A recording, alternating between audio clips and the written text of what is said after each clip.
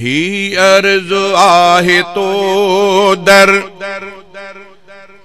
कर तू कबूल बारी कर डोह माफ़ मुंजा तो दर कयां थो ज़ारी ही अर्ज़ आहे तो दर बदकार आहियां मां नाहि अमल नाहिन अमल भला के बदकार आहियां मां नाहिन अमल भला के पंहिंजी उमिर सजी मूं गफ़लत में आ गुज़ारी कर डोह माफ़ मुंजा तो दर कयां थो ज़ारी अर्ज़ आहे तो दर दुनिया जे हिर्स मूंखे साईं कयो अकाबू दुनिया जे हिर्स मूंखे साईं कयो अकाबू बेशक मञा थो आहियां मां डोह जो डोहारी कर डोह माफ़ मुंजा तो दर कयां थो ज़ारी ही अर्ज़ आहे तो दर सख्ती क़बर जी आहे ॾाढी ॾुखी खुदाया सख्ती क़बर जी आहे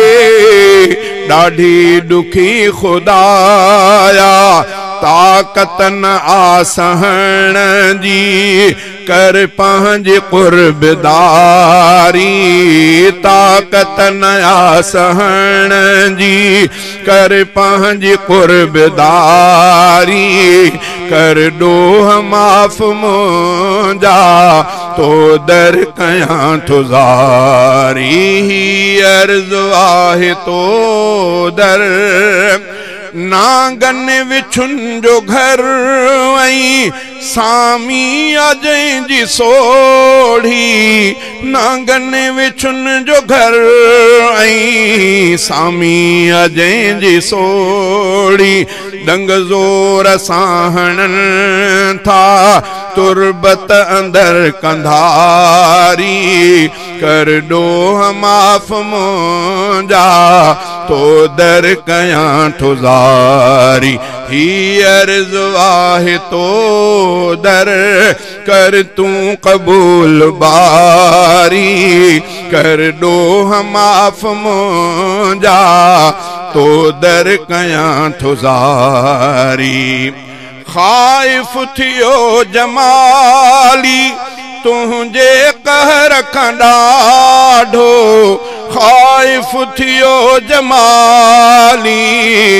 तुंहिंजे कहर खां ॾाढो आसान शम्स जी कर मंजिल तू मौतवारी आसान शम्स जी कर मंजिल तू मौतवारी कर डोह माफ़ मुंजा